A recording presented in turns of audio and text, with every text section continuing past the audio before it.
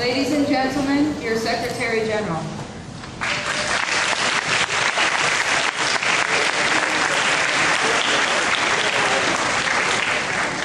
Good morning. First of all, I'd like to share with you a quote by Elie Wiesel. It may well be that our means are fairly limited and our possibilities restricted when it comes to applying pressure on governments. But is this a reason to do nothing? Despair is not an answer. Neither is resignation. Resignation only leads to indifference, which is not merely a sin, but a punishment.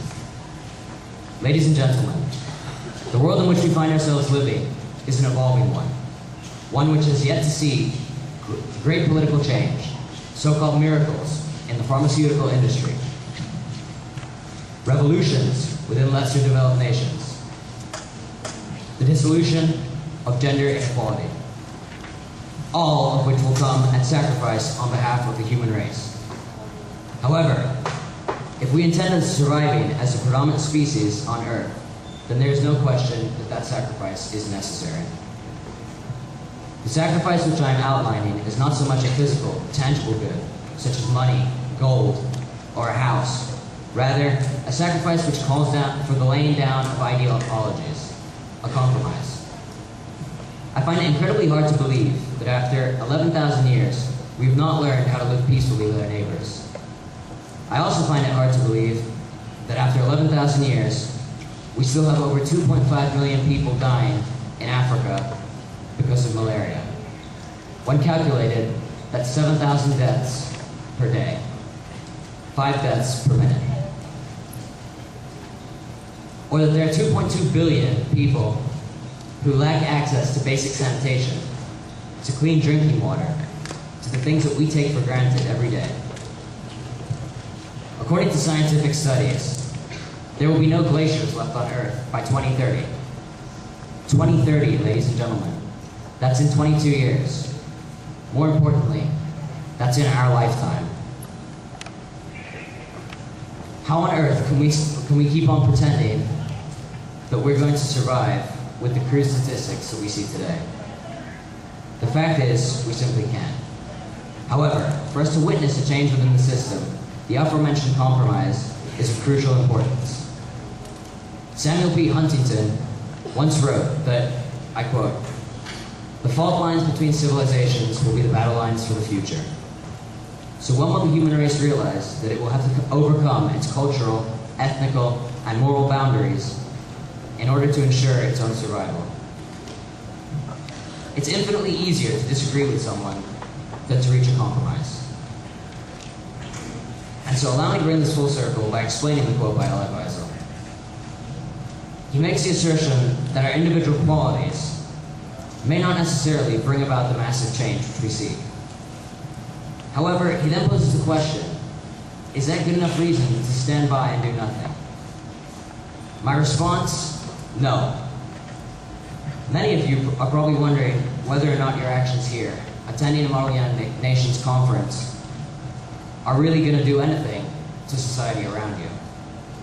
Again, my answer is, of course they will. The extent to which we influence the world in which we live is very much rendered irrelevant as soon as we come to the realization that it's not about several people doing a lot, it's about everyone doing a little. Everyone doing their part. In essence, if everyone does their part, the issue presented by Huntington, the clash of civilizations, will solve itself. The interdependence will become so great that we need each other to survive. And we will realize that what we once fought so avidly over, what we debated hotly, was really of very little importance to the outcome that we reach. By participating actively within MUN, you are doing more than you think. By the end of this conference, it is my firm belief that everyone within this room will have changed in perhaps the slightest of ways. That everyone in here will have emerged from a process of transformation. That everyone in here will emerge as a person willing to accept ideas, to accept cultural differences. It's only when we realize that we're going to have to accept these cultural differences and ethnical boundaries but we will also realize that the compromise is necessary in order to ensure our own survival. Practicing parliamentary procedure is a crucial step in refining your diplomatic skills. Diplomacy is key.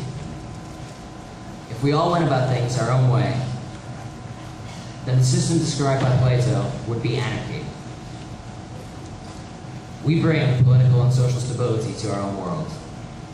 We are the species that governs. Diplomacy is what governs us. By preserving the world in which we live, but at the same time achieving sustainable levels of development, we might just be able to revolutionize the system, which right now clearly isn't working. Through setting aside our differences and reaching a compromise, we will inevitably survive. Marviva is one of the many agencies around the world which helps preserve the environment and the world in which we find ourselves living. It is my sincere hope that all of you should go into your committees and actively pursue a compromise. I know it's competitive, but come on, what isn't? Without competition, we are nothing. The solution at hand that you guys have been drafting over the past day may not be ideal, but that's why there's debate, and that's why we take one resolution that looks a little rough and looks a little raw, and we change it.